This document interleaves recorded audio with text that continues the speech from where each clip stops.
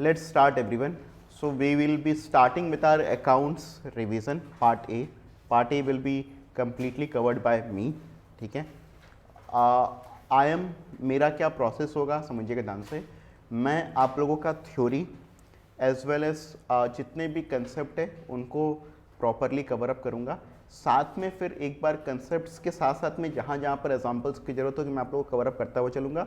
फिर मैं लास्ट में कुछ इलस्ट्रेशंस या कुछ एमसीक्यू मतलब कुछ जो भी आपके रिसेंटली जो आपके क्वेश्चन पेपर आए हैं उसको क्या कहते हैं अपने लोग, सैम्पल पेपर्स को आप लोगों के जो है फिर मैं प्रैक्टिस आप लोगों के साथ में करवा लूँगा उस चैप्टर से जुड़े हुए जितने भी आपके सैम्पल पेपर्स में क्वेश्चंस होंगे. राइट. तो आप लोग प्रोसेस समझ गए हमारा क्या रहेगा. अच्छा, अब इसके लिए आपको क्या करना है ध्यान सुनिएगा, क्योंकि अकाउंट्स का रिवीजन हमेशा ही ट्रिकी होता है और as a student point of view मैं मानता हूँ कि आप लोगों के लिए बहुत ज़्यादा ट्रिकी होता है. राइट. तो मेरा इसमें आप लोगों से एक सजेशन रहेगा कि मेरे जो ये नोट्स हैं इन नोट्स को आप लोग अपने पास में रख लीजिएगा. राइट. जो भी स्टूडेंट्स मेरे इस वीडियो को ऑनलाइन कर रहे हैं उनके लिए मैं ये नोट्स अपने यूट्यूब चैनल पर लिंक दे दूँगा. आप लोग वहाँ पर जाकर के नोट्स को डाउनलोड कर लीजिएगा. राइट. तो ये नोट्स सबको वहाँ से मिल जाएंगे. अब आप लोग क्या करेंगे, कॉपी अपनी सेपरेटली छोटी सी सही बहुत ही छोटी सी एक कॉपी अपनी सेपरेटली बना लीजिए जिसमें आप इन कंसेप्ट्स और नोट्स को एक जगह पर लिखेंगे. समझ रहे हैं कि नहीं. तो इससे क्या रहेगा, आपको रिवाइज देखिए क्वेश्चंस नहीं करना है, आपको रिवाइज यही कंसेप्ट्स करने हैं, आपको रिवीजन इन्हीं थ्योरी चीज़ों का करना है जिससे कि आप लोग एग्जाम्स में क्वेश्चंस को लगा पाएँ. और यस, आपको कुछ एग्जाम्पल्स लगाने हैं तो वो तो आप लोग प्रैक्टिस अपना अलग से करते हैं. बट जहाँ तक है कि आप लोगों को पूरा चीज़ रिवीजन का टाइम कभी भी नहीं मिलता. तो एकदम इस बात को एकदम स्ट्रेट फॉरवर्ड अपने दिमाग में एकदम से बसा लीजिए कि आपको रिवीजन करने के लिए मेरे साथ में सिर्फ क्या करना है, एक छोटी कॉपी और अलग से मेंटेन करना है जिसमें आप सिर्फ कंसेप्ट्स और जो इंपॉर्टेंट आपको लगेगा सिर्फ वही चीज़ें आप लोग नोट करेंगे, कुछ भी और उसमें नोट नहीं करेंगे. स्टूडेंट्स, ये एक मैंडेटरी चीज़ है. राइट. तो ये आप लोग चीज़ों को अपने साथ में मेंटेन कर लीजिएगा. Right. So are we ready to go, let's start. So हमारा जो पहला यूनिट होता है वो है पार्टनरशिप. दूसरा हमारा यूनिट है कंपनी अकाउंट्स. राइट. पार्टनरशिप के अंदर में हम फंडामेंटल्स पढ़ते हैं, फिर इसके बाद में हम लोग पढ़ते हैं change in profit sharing ratio, goodwill, ये एक चैप्टर रहता है हमारा. फिर अगला चैप्टर हमारा रहता है एडमिशन ऑफ अ पार्टनर, फिर रिटायरमेंट और डेथ ऑफ अ पार्टनर, ये हमारा रहता है. डिसोल्यूशन ऑफ पार्टनरशिप, ये चैप्टर्स हमारे रहते हैं. पार्टनरशिप में आपको एक शेयर कैपिटल पढ़ना है और एक आपको पढ़ना है issue of debentures. Redemption of debenture आपके सिलेबस से हट गया है. राइट. तो पार्टनरशिप क्योंकि हमारा सबसे बड़ा यूनिट है स्टूडेंट्स, तो इसको रिवाइज करने में भी हमें काफ़ी समय लगेगा. राइट. तो वन बाय वन हम लोग रिवाइज करते हुए चलेंगे. जो चीज़ें मैं आप लोग को आज रिवाइज करवा रहा हूँ आप उन चीज़ों को दोबारा से घर पर जा करके उसको ज़रूर से देखेंगे ताकि आपको वो चीज़ें तुरंत कंठस्थ हो जाए, तुरंत याद हो जाए. राइट. आप जितना फटाफट जितना जल्द से जल्द चीज़ों को रिवाइज करते हैं उतना ज़्यादा आपको याद रहता है. राइट. तो अगर हम बात करें पार्टनरशिप की तो पार्टनरशिप में सबसे पहली चीज़ आपको यही पता होना चाहिए कि पार्टनरशिप की डेफिनेशन क्या होती है. पार्टनरशिप के डेफिनेशन में आता है कि पार्टनरशिप क्या होता है. Partnership is the relation between two और मोर पर्सन्स, बिटवीन टू और मोर.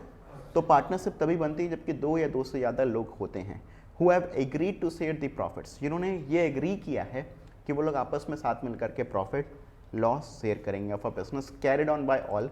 जरूरी नहीं कि सारे लोग इस बिजनेस को चलाएं, सारे लोगों में से कोई एक भी बिजनेस को चला सकता है या सारे मिलकर के भी चला सकते हैं. और any one of them acting for all, मतलब सारे लोग मिलकर के बिजनेस चला सकते हैं या कोई एक भी उसको बिजनेस को रन कर सकता है. ये होता है हमारा पार्टनरशिप. अगर हम लोग बात करें फीचर्स ऑफ पार्टनरशिप की तो पार्टनरशिप में हमारे क्या क्या फीचर्स होते हैं. ठीक है.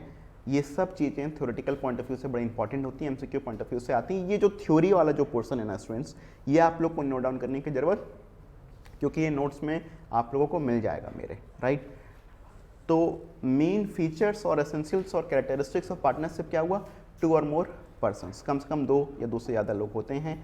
इसमें एक सवाल अधिकतर पूछता है क्या, कितने लोग हैं, कितने मैक्सिमम लोग एक पार्टनरशिप में जोड़ सकते हैं. तो फिर 50. हम लोग यहाँ पर एमसीक्यू बेस के हिसाब से भी तैयारी करते हुए चलेंगे और इसके साथ साथ में हम आप लोगों को एमसीक्यू क्वेश्चंस की भी तैयारी कराएंगे और सीयूटी की भी तैयारी इसके साथ साथ में हम कराते हुए चलेंगे, राइट। तो फिर आगे देखिए, एग्रीमेंट, यहाँ पर पार्टनरशिप के अंदर में एक एग्रीमेंट का होना आपस में बहुत ज़रूरी है। आगे चल करके हम लोग पढ़ेंगे कि एग्रीमेंट ओरल भी हो सकता है और रिटन भी हो सकता है, जरूरी नहीं कि एग्रीमेंट रिटन ही हो, राइट। फिर एग्जिस्टेंस ऑफ बिजनेस, बिजनेस का होना जरूरी है। ये नहीं कि हम किसी भी काम को चैरिटी के मोटिव से कर रहे हैं, हम किस मोटिव से कर रहे हैं, प्रॉफिट के मोटिव से, तो एंड प्रॉफिट मोटिव। फिर शेयरिंग ऑफ प्रॉफिट्स, आपस में हम लोगों को प्रॉफिट बांटना है, जो भी पार्टनर होंगे सारे लोगों को प्रॉफिट बटना चाहिए, भले ही कम बटे ज़्यादा बटे, जो उनके बराबर बटे, कम ज़्यादा हो सकता है, बट शेयरिंग ऑफ प्रॉफिट्स। फिर relationship of principal and agent, हर पार्टनर का दूसरे पार्टनर के साथ में एक रिलेशनशिप होता है, ये रिलेशनशिप होता है प्रिंसिपल और एजेंट का। एज अ प्रिंसिपल वो दूसरे के किए हुए एक्ट से बाइंड होता है। ये सब सवाल आपसे पूछता है, what do mean by relationship of principal and agent between the partners.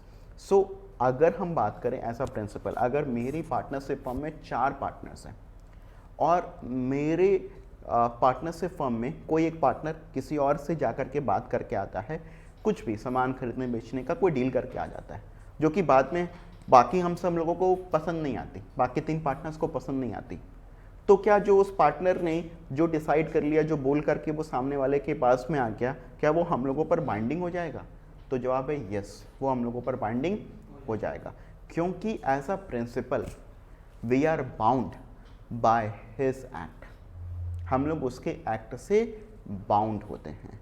And as an agent हम भी सामने वालों को उसको बाउंड कर सकते हैं अपने एक्ट से, जो हमने पार्टनरशिप फर्म के बिहाफ पर लिया है, जो हमने किसके बिहाफ पर लिया है, पार्टनरशिप फर्म के बिहाफ पर लिया। इसीलिए कहते हैं कि पार्टनर सबको नहीं बनाना चाहिए जीवन में, साथी सबको नहीं बनाना चाहिए, चुन के बनाना चाहिए, क्योंकि वो जो काम करेगा उसमें आप भी भागीदारी होंगे, भले ही आपकी उसमें इच्छा हो या ना हो।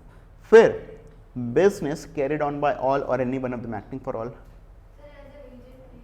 एज एन एजेंट का मतलब ये हुआ कि we can also bind them for our act, हम भी अपने एक्ट से उनको बाइंड कर सकते हैं। ऐसे मैंने बताया कि ऐसा प्रिंसिपल और एजेंट बेसिकली ऐसे बताया ना कि जो एजेंट होता है वो प्रिंसिपल को जाकर के कहीं पर भी रिप्रेजेंट करता है, और जो एजेंट ने बोल दिया तो प्रिंसिपल उससे बाउंड हो जाता है। जैसे मैंने अपने कोचिंग क्लासेस के लिए किसी को एज एन एजेंट अपॉइंट किया, वो मेरी कोचिंग क्लासेस के ब्याह पर जाता है, कहीं पर भी बात करके आता है, तो अब अगर वो कुछ अगर बात करके अगर आता है तो फ्यूचर में मैं उसको डिनाई नहीं कर सकता कि अरे ये तो उसने बात किया था, हम उससे मतलब नहीं है, हम उसकी बात नहीं मानेंगे, हम ऐसा नहीं करेंगे, ऐसा नहीं हो सकता।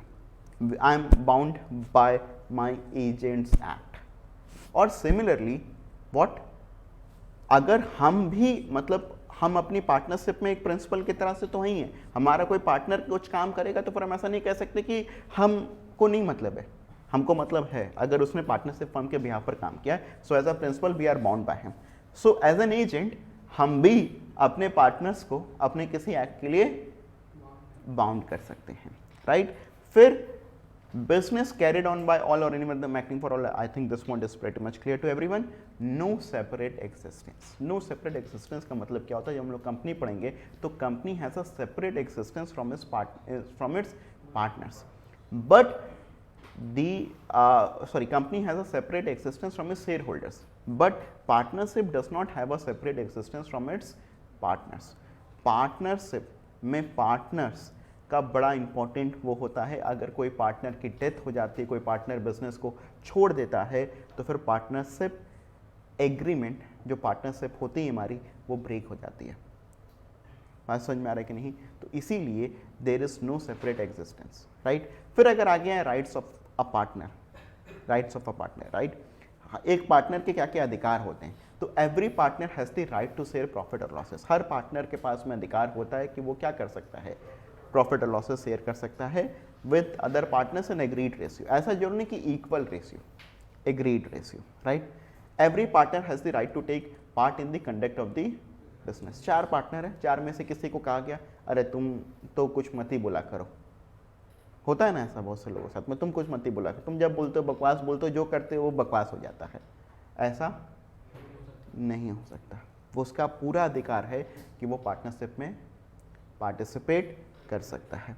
फिर every partner has the right to be consulted, हर पार्टनर का अधिकार होता है कि उसको भी बाकी लोग कंसल्ट करें जो मैटर पार्टनरशिप से जुड़े हुए हैं, ठीक है। फिर every partner has the right to inspect and have a copy of the books of accounts, वो बुक्स ऑफ अकाउंट्स को इंस्पेक्ट कर सकता है, वो देख सकता है, उसका पूरा का पूरा अधिकार है पार्टनरशिप फर्म के ऊपर में। फिर every partner has the right to disallow the admission of a new partner, तो हर पार्टनर के पास में अधिकार होता है। जैसे 4 लोग हैं, कोई एक नया पार्टनर आना है, 3 लोग मान गए, एक लोग कह रहे नहीं आएगा, तो क्या 3 लोगों के मानने से वो आ जाएगा? नहीं। अगर एक लोगों ने कहा वो नहीं आएगा, मतलब नहीं आएगा। बात समझ में आ रहा है कि नहीं? वो तभी आएगा जब इसमें चारों लोग मान जाए। ऐसा नहीं कि हम 3 कह रहे हैं तुम अपना मत करो, ऐसा नहीं, चारों लोगों का मानना जरूरी है, right. Every partner is the joint owner of the partnership property, her partner क्या है? ज्वाइंट ओनर है। क्या है हर पार्टनर?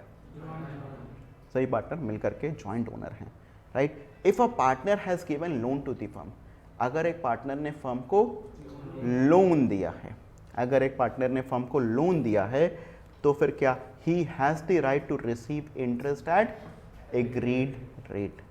बात समझ में आ रहा है कि नहीं? अगर एक पार्टनर फर्म को लोन देता है, देयर आर 2 डिफरेंट थिंग्स, एक कैपिटल के रूप में पैसा लगा सकता है और एक लोन के रूप में पैसा लगा सकता है। तो अगर एक पार्टनर ने फर्म को लोन दिया है तो फिर उसको इंटरेस्ट मिलेगा, और इंटरेस्ट किस रेट से मिल सकता है? उसको इंटरेस्ट मिल सकता है 6% पर एनम के हिसाब से।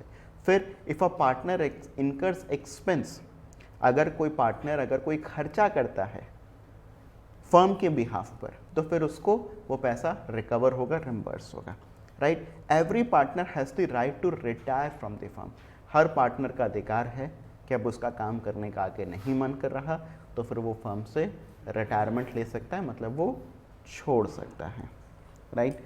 एक और फंडा आया है students, LLP, limited liability partnership, क्योंकि हम लोग जानते हैं कि पार्टनरशिप का एक और इम्पॉर्टेंट कैरेक्टर ये होता है कि पार्टनरशिप के केस में हमारी लायबिलिटीज़ अनलिमिटेड होती है। अनलिमिटेड का मतलब ये हुआ कि अगर फर्म के पास में पैसा नहीं है देने के लिए तो फिर इस केस में पार्टनर्स के पर्सनल एसेट्स को भी अटैच कर दिया जाता है, उनके पर्सनल एसेट्स को बेच करके पैसा रिकवर किया जाता है और फिर उससे फर्म की लायबिलिटी को पे किया जाता है, राइट। लिमिटेड लायबिलिटी पार्टनरशिप के अंदर में क्या होता है?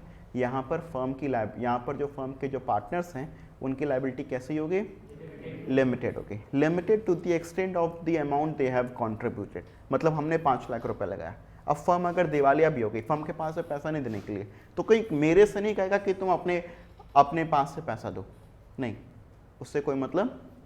ये लिमिटेड लायबिलिटी पार्टनरशिप LLP कहलाता है, राइट। तो LLP का नेचर थोड़ा सा डिफरेंट होता है फ्रॉम द मेन पार्टनरशिप। क्यों? ये एक बॉडी कॉर्पोरेट के फॉर्म में हो जाती है। हमारी जो पार्टनरशिप होती है पार्टनरशिप के फॉर्म की रहती है। LLP हालांकि एक बॉडी कॉर्पोरेट एक कंपनी टाइप से ही बन जाता है, क्योंकि कंपनी में आप ये फीचर देखते हैं लिमिटेड लायबिलिटी का, राइट। फिर it is a legal entity which separates from that of its, अपने पार्टनर से सेपरेट होती है, right. A LLP shall have perpetual, क्योंकि यहाँ पर LLP का परपेचुअल सक्सेशन होता है, मतलब ऐसा नहीं कि किसी पार्टनर की डेथ के पास में या किसी पार्टनर के चले जाने के बाद में पार्टनरशिप खत्म हो जाएगी, वो चलती रहेगी। बंद कब होगा? जब ऑपरेशन बाय लॉ, मतलब कानूनन तरीके से ही इसको फिर बंद किया जा सकता है। फिर any change in the partner of an LLP, कोई पार्टनरशिप में अगर आप चेंज करना चाहते हो LLP के, तो फिर वो पार्टनरशिप में अगर चेंजेस आप करते भी हो तो फिर वो बाकी पार्टनर्स के राइट, बाकी पार्टनर्स के लायबिलिटीज़, उन सब चीज़ों को चेंज नहीं करता। कुछ आपको डिफरेंस दिया हुआ, जैसे एप्लीकेबल लॉ, तो फिर दोनों पर लॉ अलग अलग है। इस पर इंडियन पार्टनरशिप एक्ट 1932 है, उस पर LLP एक्ट है। रजिस्ट्रेशन पार्टनरशिप का ऑप्शनल होता है मगर LLP का कंपल्सरी होता है, क्योंकि एक बॉडी कॉर्पोरेट हो जाती है। Creation created by an agreement के थ्रू, जबकि ये क्रिएट कैसे होती है? लॉ के थ्रू।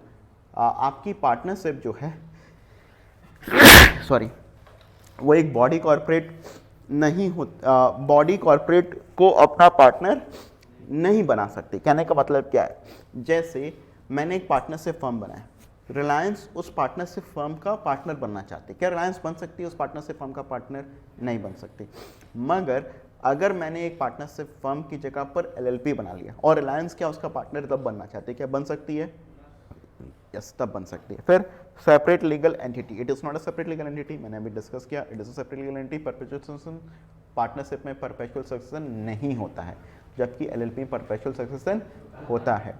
स्टूडेंट्स, आपसे जब भी अगर डिफरेंस पूछता है तो फिर आपको ये 3 कॉलम बनाना पड़ेगा, बेसिस, फिर दोनों के डिफरेंशिएट, राइट।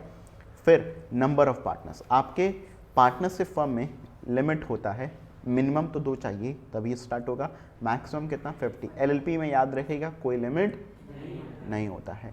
ये सब चीज़ें आप लोगों से एमसीक्यू टाइप में भी पूछ सकता है। फिर ownership of asset, firm can not own any asset, firm कोई एसेट ओन नहीं कर सकता, जबकि LLP has an independent entity and can own asset. तो फर्म अपने नाम से कोई एसेट ओन नहीं करता, पार्टनर्स ओन करते हैं, जबकि एलएलपी में एलएलपी के नाम से हो सकता है। लायबिलिटी इसमें अनलिमिटेड रहती है, इसमें लिमिटेड रहती है, राइट। सिंस फिर आगे आते हैं, तो पार्टनरशिप एक आउटकम होता है क्या चीज़ का? एग्रीमेंट का। एग्रीमेंट कैसा हो सकता है हमारा? बोलिए बोलिए।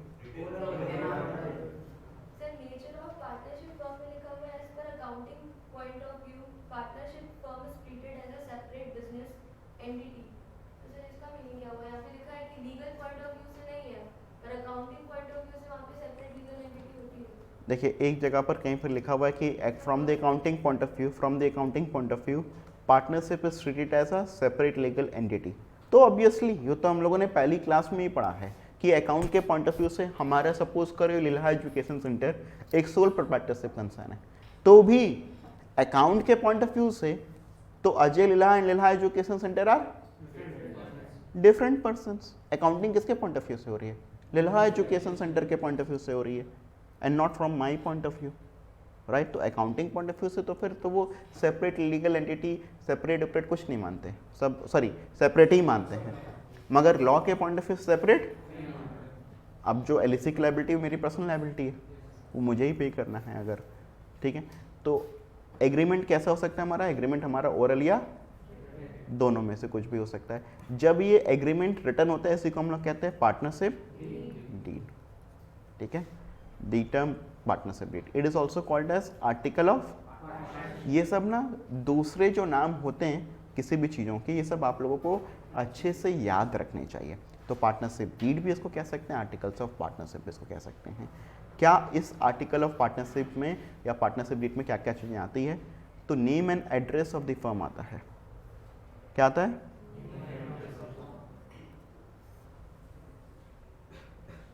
फिर name and address of the आता है, पार्टनर्स का नेम है एड्रेस। फिर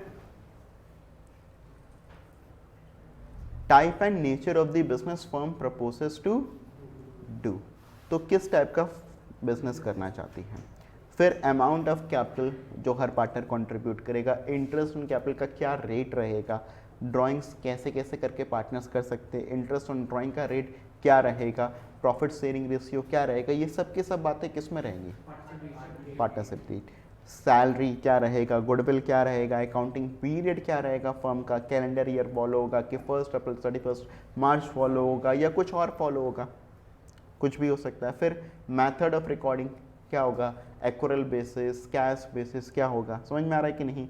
फिर ऑडिटिंग कौन करेगा, कैसे होनी चाहिए ऑडिटिंग। फिर कमेंसमेंट ऑफ पार्टनरशिप किस डेट से होगा, ड्यूरेशन कब तक के लिए बनाया जा रहा है, use of decision of Garner versus Murray, ये ना डिसोल्यूशन के केस में आता है, बट स्टूडेंट्स ये आपके सिलेबस का पार्ट नहीं है, तो मैं इस पर बहुत डिटेल में भी जाऊंगा नहीं, बट ये चीज़ें हमारे पार्टनरशिप के डीड में रहती है। बैंक डिटेल्स हो गया, फिर rules to be followed in case of admission of a partner. अब जैसे अपने लोग अगर बात करके अगर आएंगे, रूल्स अगर बना लेंगे कि अगर 4 में से अगर 3 लोग भी अगर मान गए तो फिर कोई पार्टनर आएगा, तो अब वो चौथा मना करता रहेगा तो भी आ जाएगा, समझ में आ रहा है कि नहीं, क्योंकि ये कहाँ पर लिख दिया हम लोगों ने? पार्टनरशिप डीड में। फिर rules to be allowed while setting the accounts और ऑन रिटायरमेंट, क्या रूल्स फॉलो करेंगे जब कोई पार्टनर अगर रिटायरमेंट ले रहा है तो। फिर सेटलमेंट ऑफ डिस्प्यूट्स कैसे करके, अगर कोई डिस्प्यूट आपस में अराइज होता है तो वो सेटल कैसे करके होगा, राइट। तो rules to be applicable in the absence of partnership deed. तो पार्टनरशिप डीड के एब्सेंस, मतलब अगर पार्टनरशिप डीड अगर आपने नहीं बनाया, उसके एब्सेंस में क्या रूल्स आप फॉलो करोगे? तो प्रॉफिट शेयरिंग रेशियो क्या रहेगा आपका? इक्वल रहेगा। कैसा रहेगा आपका? फिर इंटरेस्ट ऑन कैपिटल आप नहीं दोगे। ओरली अगर डिस्कस अगर कर लिया कि 10% देंगे, तो क्या करेंगे? तो भी नहीं देंगे। तब तक नहीं देंगे जब तक आपने उसको रिटर्न में नहीं किया है। फिर इंटरेस्ट ऑन ड्राइंग भैया आप नहीं लोगे। सैलरी टू पार्टनर भैया आप नहीं दोगे। इंटरेस्ट ऑन पार्टनर्स लोन आप लोगे, कितने रेट से लोगे? 6%, सॉरी दोगे, कितने रेट से दोगे? 6% पर एनम। अगर दिया हुआ रिटर्न है तब तो जितना रेट से दिया हुआ उतने रेट से देंगे, अगर कुछ नहीं दिया हुआ तो फिर कितने रेट से देंगे? बहुत से लोग कंफ्यूज हो जाते हैं, कहते हैं इंटरेस्ट ऑन कैपिटल देंगे 6% के हिसाब से। नहीं, ये क्या है? इंटरेस्ट ऑन पार्टनर्स लोन और कैपिटल में क्या अंतर होता है? लोन रिपेबल होता है after a certain period of time, capital repayable होता है only at the time of winding up, right. Loan पर इंटरेस्ट देना फर्म की मजबूरी है, फर्म को प्रॉफिट हो या ना हो, वो एक्सपेंस की तरीके से चार्ज होता है। जबकि जो इंटरेस्ट ऑन कैपिटल जाता है वो एक एप्रोप्रिएशन ऑफ प्रॉफिट होता है, फर्म के पास में प्रॉफिट होगा तभी देगी, वरना फिर नहीं देगी। फिर admission of a new partner without the consent of all the existing partner, no new partner can be admitted. तो admission of a new partner यहाँ पर नहीं हो पाएगा जब तक कि सारे पार्टनर्स कंसेंट नहीं हो। हालांकि अगर हमने पार्टनरशिप डीड में लिख दिया तो फिर हो सकता है, राइट।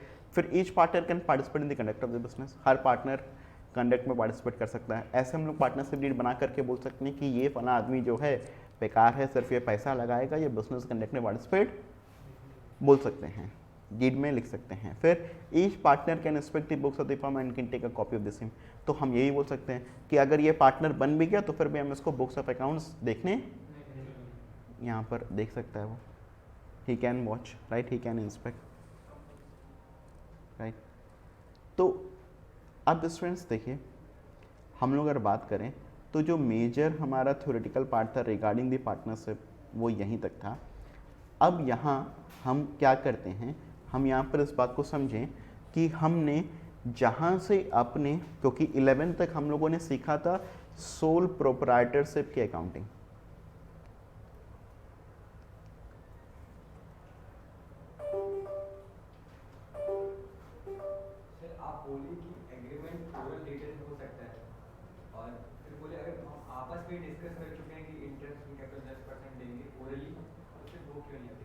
वो इसलिए एप्लीकेबल, जैसे एक सवाल ये आया कि सर अगर आपस में अगर ओरली अगर हम लोगों ने डिस्कस कर लिया कि 10% जो है वो देंगे तो फिर 10% क्यों नहीं देते, फिर उसमें क्या दिक्कत है? तो आपस में जो बातें हम लोगों ने कहा, तुमने भी मेरे से कहा कि सर 12% इंटरेस्ट आपस में डिस्कस किया तो फिर 12% क्यों नहीं दे सकते, ये ना तुमने मेरे से कहा? 12 कहा था कि 10 कहा था? कितना कहा था? 10 कहे थे कि 12 कहे थे या 8 कहे थे? ऐसा ही होगा जब ओरल होगा तो फिर समझ रहे हैं कि नहीं? ऐसा ही होगा, ओरल में यही तो होगा। जो ज़्यादा कैप लगाया वो कहा ज़्यादा रेट कहा था, कब तो ये बात हुई थी। हमने जयस को कुछ भी बोला या जयस ने हमको कुछ भी बोला, फिर जयस उस बात को बाद में मुकर जाए तो फिर हमको कैसे पता रहेगा? रिटर्न चीज़ें क्यों होनी चाहिए? क्योंकि वो चीज़ें बाइंडिंग होती है। ये देख ये बात हुई थी, अब उसमें कोई जुटला नहीं सकता। तो written agreement is always better, बात समझ में आ रहा है कि नहीं? Then oral, way better. I hope so ये क्लियर है। तो अब हम लोग यहाँ पर आ रहे थे स्टूडेंट्स, हम लोग ये डिस्कस कर रहे थे कि हमें जो हम लोगों ने लास्ट सीखा था वो सोल प्रोप्राइटरशिप का काम सीखा था। तो फिर हम लोगों ने सोल प्रोप्राइटरशिप के अंदर में जो अपना फाइनेंशियल स्टेटमेंट बनाया था वो बनाया था ट्रेडिंग, पीएल और फिर बैलेंस शीट बनाते थे। हालांकि यहाँ पर हम ट्रेडिंग बनाने के बाद में, पीएल बनाने के बाद में हम बनाएंगे पार्टनरशिप के लिए क्या, हम पार्टनरशिप के केस में बनाएंगे पीएल एप्रोप्रिएशन अकाउंट। क्या बनाएंगे हम पार्टनरशिप के केस में? PL appropriation account. मेरी बात समझ में आ रहा है कि नहीं? ये पीएल एप्रोप्रिएशन अकाउंट क्या होता है स्टूडेंट्स की समझिएगा ध्यान से। तो ये पीएल एप्रोप्रिएशन अकाउंट आप बनाते हैं ताकि आप पार्टनर्स के बीच का जो प्रॉफिट है, पार्टनर्स के बीच का हमारा जो प्रॉफिट है, हम उसको डिस्ट्रीब्यूट कर सकें, राइट। तो पीएल एप्रोप्रिएशन अकाउंट क्यों बनाया जाता है? ताकि हम पार्टनर्स के बीच का आपस का प्रॉफिट डिस्ट्रीब्यूट कर सके। इस पर्पज से हम लोग क्या करते हैं, इस पर्पज से हम लोग पीएल एप्रोप्रिएशन अकाउंट बनाते हैं। फिर से रिपीट कर रहा हूँ, पीएल एप्रोप्रिएशन अकाउंट बनाने का पर्पज क्या होता है? पार्टनर्स के बीच का प्रॉफिट को डिस्ट्रीब्यूट करना। आप इस कारण से पीएल एप्रोप्रिएशन अकाउंट बनाते हैं। अब इसमें कुछ कुछ बातों को समझिएगा स्टूडेंट्स। मैं आप लोगों को फिर से कह रहा हूँ कि मैं आप लोगों को ना एक एक गहराई तक की बातों को रिकॉल कंसेप्चुअली सब कुछ करवा दूंगा। अगर ये क्लासेस अगर आप कर रहे हैं ना, आप विश्वास करिए आपको कुछ और करने की ज़रूरत नहीं है, कंसेप्चुअली पूरा चीज़ मैं बता दूंगा, मेरी जिम्मेदारी है, राइट। तो पीएल एप्रोप्रिएशन अकाउंट में आप क्या करते हो? आप पार्टनर्स के प्रॉफिट को आप डिस्ट्रीब्यूट करते हो। हालांकि पीएल एप्रोप्रिएशन अकाउंट आप किन किन सिचुएशंस में बनाते हो वो समझना। जब आपके पास में प्रॉफिट होता है, क्या होता है आपके पास में? अगर प्रॉफिट नहीं है, लॉस है, तो फिर पीएल एप्रोप्रिएशन अकाउंट नहीं बनेगा।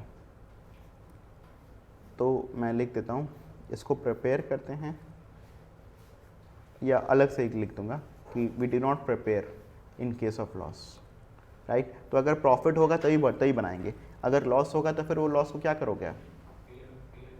पीएल अकाउंट में ही बांट दोगे। बात समझ में आ रहा है कि नहीं? बट इसी को पूरा लिख देता हूँ, इन case of profit only PL appropriation account shall be prepared. However, in case of loss, no PL appropriation account is required to be made. आप लोग को ये सब चीज़ों को कॉपी करना है, राइट।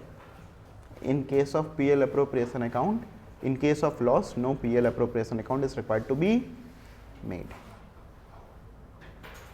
Further इस बात को समझिएगा, further if there is loss,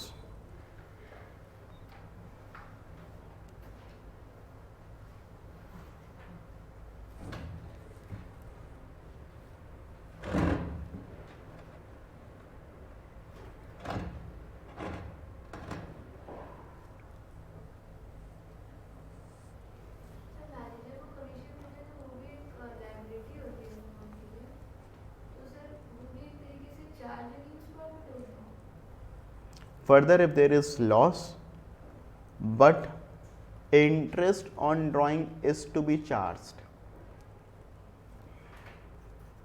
मतलब इंटरेस्ट ऑन ड्राइंग अगर आपको लेना है, क्योंकि आपको पार्टनर से आपको इंटरेस्ट ऑन ड्राइंग आप लोग लेते हो, ठीक है, then we will have to prepare PL appropriation account.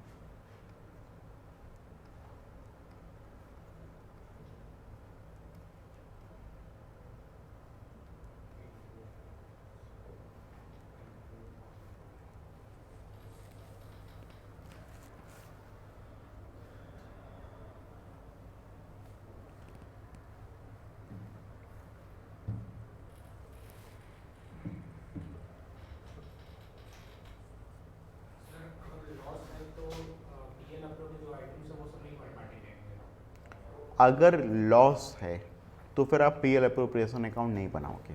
अब बाकी इंटरेस्ट ऑन कैपिटल और बाकी चीज़ों को कैसे करेंगे हम लोग, वो हम लोग आगे की सिचुएशंस में देखेंगे, उसको डिस्कस करेंगे, राइट।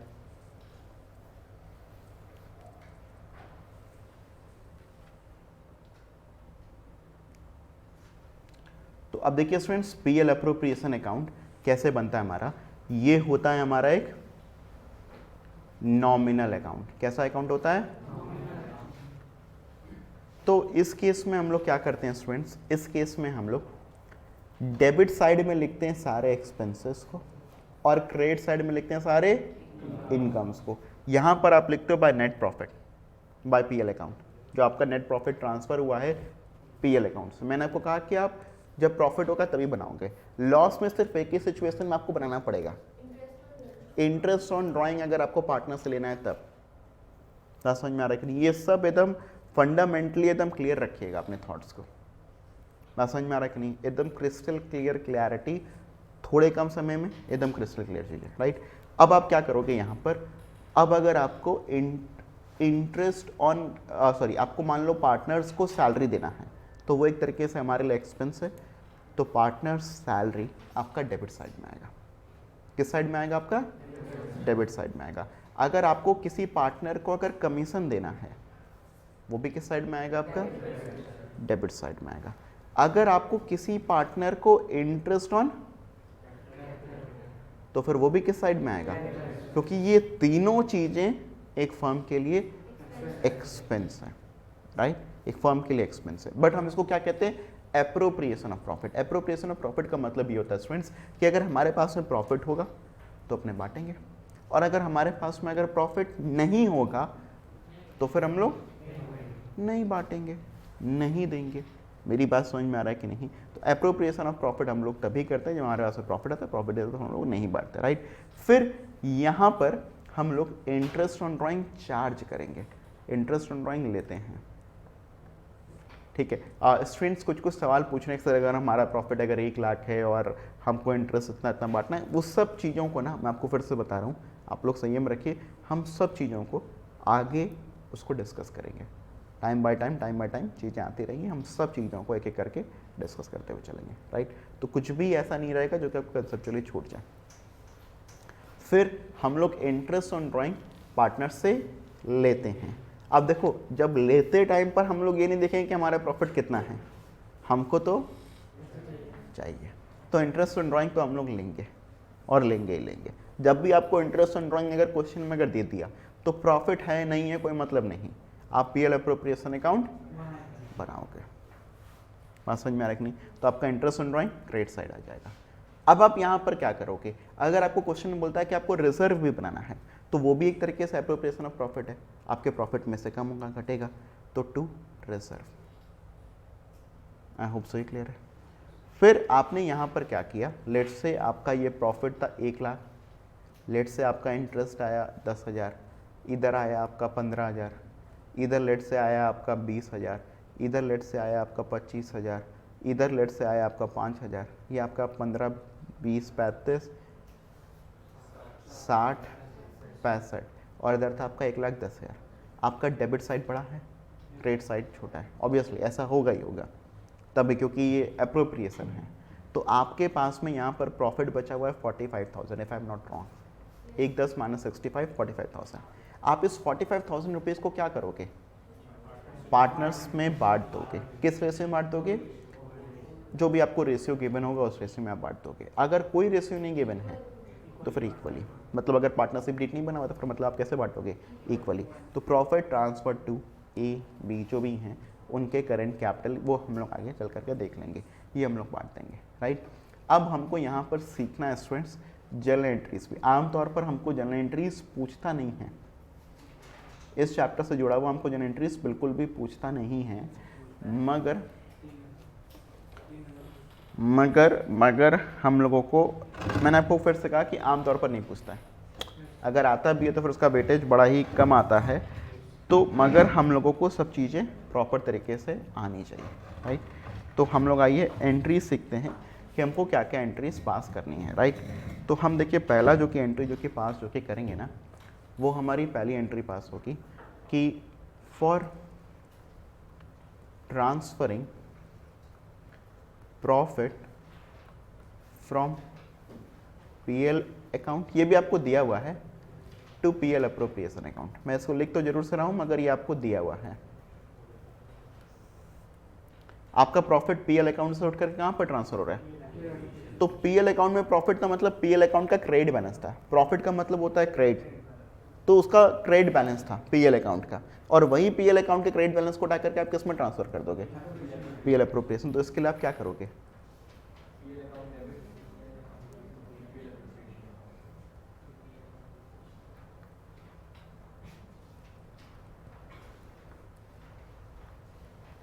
आई होप सो ये क्लियर है, सभी को समझ में आ रहा होगा। PL account debit.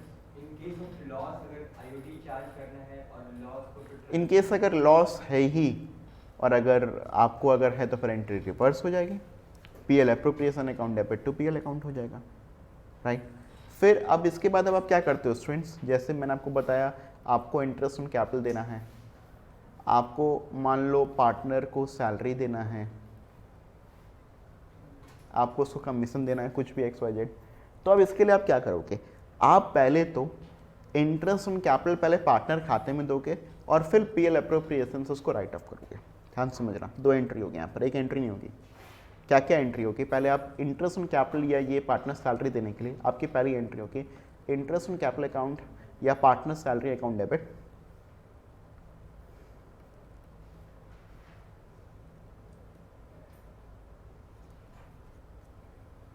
To partners capital account, interest on capital oblique partners salary account debit to partners capital account, right. तो आपने क्या किया, अपने खर्चे के रूप में इसको फिर डेबिट कर दिया, तो इंटरेस्ट ऑन कैपिटल या पार्टनर सैलरी को डेबिट टू पार्टनर्स के कैपिटल को आपने क्रेडिट कर दिया, राइट। फिर अब आप क्या करोगे, फिर अब आप इसको राइट ऑफ करोगे, इस नॉर्मल अकाउंट खर्चा है राइट ऑफ करोगे। राइट ऑफ करने के लिए आप क्या करोगे, PL appropriation account debit to interest on capital oblique partners salary account. I hope ये क्लियर है। क्या एंट्री होगी हमारी, PL appropriation account debit to interest on capital oblique partners salary account. बात समझ में आ रहा है कि नहीं, ये एंट्री होगी। अच्छा, जब हमको इंटरेस्ट ऑन ड्राइंग अगर चार्ज करना है, लेना है पार्टनर से, तो फिर हमारी एंट्री क्या होगी, हमारी एंट्री अब क्योंकि हमको पार्टनर से लेना है तो हमको पार्टनर के खाते को डेबिट करना पड़ेगा, partners capital account debit to interest on account. बात समझ में आ रहा है कि नहीं। फिर आप क्या करोगे, क्योंकि इंटरेस्ट ऑन ड्राइंग अगेन आपका एक नॉमिनल अकाउंट है, ये आपका पीएल एप्रोप्रिएशन से फिर से चला जाएगा, तो क्या एंट्री हो जाएगी आपकी, interest on drawing account debit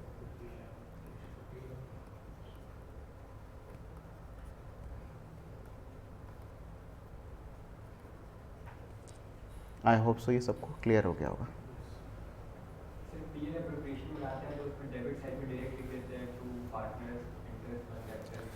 जब हम लोग पीएल एप्रोप्रिएशन अकाउंट बनाते हैं तो फिर वहाँ पर हम ऐसे करके लिखते हैं बाय इंटरेस्ट ऑन ड्राइंग। क्या लिखते हैं वहाँ पर, और उसके नीचे में फिर पार्टनर का कैपिटल का या करेंट अकाउंट का नाम लिखते हैं। तो है तो वो इंटरेस्ट ऑन ड्राइंग ही ना, कि कुछ और है।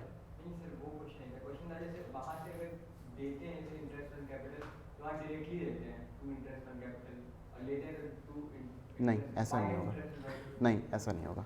एंट्री का प्रोसेस यही है स्टूडेंट्स, जो दो एंट्रीज होती है वो यही होती है। एट लास्ट जैसा कि मैंने आपको बताया कि आपको फिर एट लास्ट क्या करना है, जो आपका रिमेनिंग प्रॉफिट है उसको डिस्ट्रीब्यूट कर देना है। किसके बीच में डिस्ट्रीब्यूट कर देना है, पार्टनर्स के बीच में। तो अब आप क्या करते हो, जो प्रॉफिट है आपका रिमेनिंग, अच्छा कभी कभी आपसे कहता है रिजर्व भी बनाने को, तो इनकेस अगर आपसे कहता है reserve for creation of reserve, तो अगर आपसे कहता है कि रिजर्व क्रिएट करो, तो अगेन आपका पीएल एप्रोप्रिएशन अकाउंट से पैसा निकल जाएगा और किस में पैसा आ जाएगा, रिजर्व में। आई होप ये एकदम क्लियर है सभी लोगों को, इसमें कोई डाउट तो फिर बताइए, राइट। फिर अब लेट्स एज्यूम लास्ट में कि हमारे पास में प्रॉफिट बचा है, तो for distribution of profits, profit को बांटने के लिए क्या करोगे अब आप, यहाँ पर पीएल में क्योंकि आपके एप्रोप्रिएशन में पैसा बचा इसलिए PL appropriation account debit to partners capital account. इसको आपने पैसा किसके बीच में बांट दिया, पार्टनर्स के बीच में। अच्छा स्टूडेंट्स, जो भी एंट्रीज मैं सिखा रहा हूँ आप लोग को ना, वो जब भी मैं बोलूँगा तो आप लोग ये ध्यान रखें कि मैं अमेरिकन रूल के हिसाब से बोलूँगा। अमेरिकन रूल में हम लोग क्या करते हैं, किसी भी अकाउंट को क्लासीफाई करते हैं एज एसेट,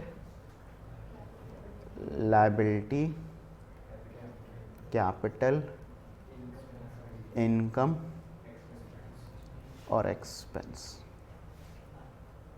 डेबिट और क्रेडिट। क्या नियम होता है इसका, एसेट्स बढ़ेगा तो डेबिट, घटेगा तो क्रेडिट। लायबिलिटी उल्टा हो जाता है,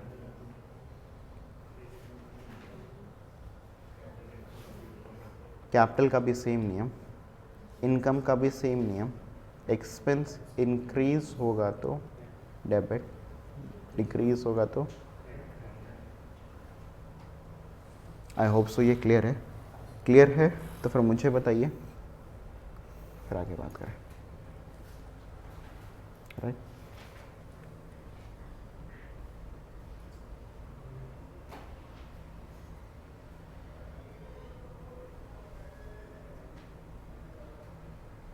अच्छा, features of PL appropriation account आप लोग एक बार फटाफट इसको देख लेते हैं हम लोग।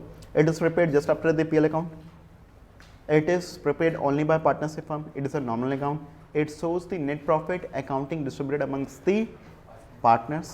फिर entries in the accounts are made giving effect to the partnership deed and partnership act, वही partnership act के थ्रू आप फॉलो करते हो। फिर आपका पीएल अकाउंट और पीएल एप्रोप्रिएशन अकाउंट के बीच में डिफरेंस पूछ सकता है, स्टेज ऑफ प्रिपरेशन। तो फिर पहले पीएल अकाउंट बनाते हैं, फिर पीएल एप्रोप्रिएशन अकाउंट बनाते हैं। हाँ, स्लीपिंग पार्टनर भी एक टाइप ऑफ पार्टनर होता है जिसने सिर्फ पैसा कंट्रीब्यूट किया और फिर वो बिजनेस में पार्टिसिपेट नहीं करता, डे टू डे एक्टिविटीज में पार्टिसिपेट नहीं करता। माइनर पार्टनर वो पार्टनर होता है, तो माइनर पार्टनर स्टूडेंट अगेन एक डाउट है कि माइनर पार्टनर क्या होता है। तो फिर माइनर पार्टनर जो है ना आपका, वो पार्टनर होता है जिसकी उम्र 18 साल से कम होती है। He can be only admitted for the benefits of the partnership firm. उसको सिर्फ सुखों के लिए पार्टनर बनाया जा सकता है, उसको कोई दुख नहीं दिया जा सकता, because he can not be held liable for any kind of liability. Right, so stage of preparation पहले पीएल के बाद में, मतलब पीएल के बाद में पीएल प्रिपरेशन बनता है और ट्रेडिंग के बाद में पीएल बनता है। ऑब्जेक्टिव नेट प्रॉफिट और लॉस सर्टेन करने का इसमें ऑब्जेक्टिव होता है कि हम बांटना चाहते हैं। ओपनिंग और क्लोजिंग बैलेंस, इसमें आपका ओपनिंग और क्लोजिंग बैलेंस पीएल अकाउंट में नहीं होता, मगर पीएल एप्रोप्रिएशन अकाउंट में पहले का ओपनिंग और क्लोजिंग बैलेंस हो भी सकता है।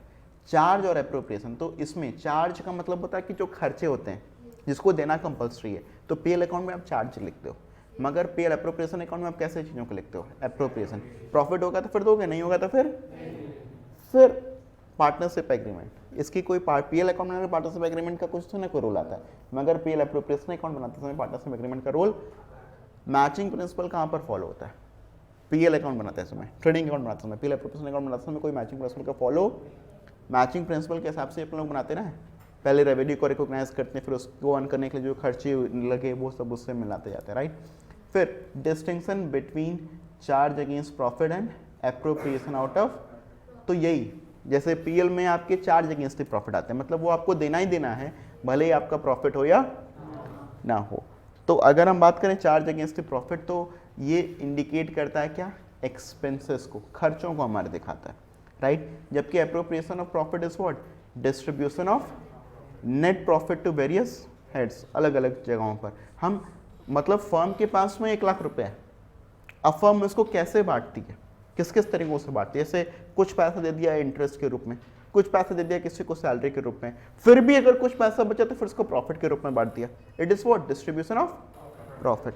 फिर recording, it is debited to PL account, charging ऐसे प्रॉफिट पीएल अकाउंट में डेबिट होता है। पीएल एप्रोप्रिएशन अकाउंट जो हम लोग बनाते हैं, एप्रोप्रिएशन ऑफ प्रॉफिट, उसमें क्या आता है आपका, मतलब इसमें पीएल एप्रोप्रिएशन अकाउंट में कुछ भी खर्चा होता है तो फिर पीएल एप्रोप्रिएशन अकाउंट में डेबिट होता है। नेसेसिटी और नॉट, तो पीएल अकाउंट बनाना तो जरूरी है। पीएल एप्रोप्रिएशन अकाउंट तभी बनता है जब आपके पास में सिर्फ और सिर्फ क्या होता है, प्रॉफिट। प्रॉफिट नहीं तो फिर नहीं बनेगा। एग्जाम्पल, जैसे interest on appropriation of profit तभी करते हो आप जब आपके पास में प्रॉफिट होता है। एग्जाम्पल, जैसे इंटरेस्ट ऑन पार्टनर लोन, देना है तो फिर देना ही पड़ेगा। रेंट, पेड टू पार्टनर, ये सब पीएल अकाउंट के आइटम्स आते हैं, देना ही पड़ेगा आपको। मगर पार्टनर को इंटरेस्ट ऑन कैपिटल, ये सब कब देते हो आप? जब प्रॉफिट होगा तो, राइट। तो स्टूडेंट्स आई होप यहाँ तक हमारी चीज़ें क्लियर है। कल से हम लोग इसके और आगे की चीज़ों को करना स्टार्ट करेंगे, राइट। सो हम इसी फंडे के हिसाब से करेंगे जैसा मैंने आप लोगों को आज बताया है। Thank you so much everyone, कल मिलते हैं फिर।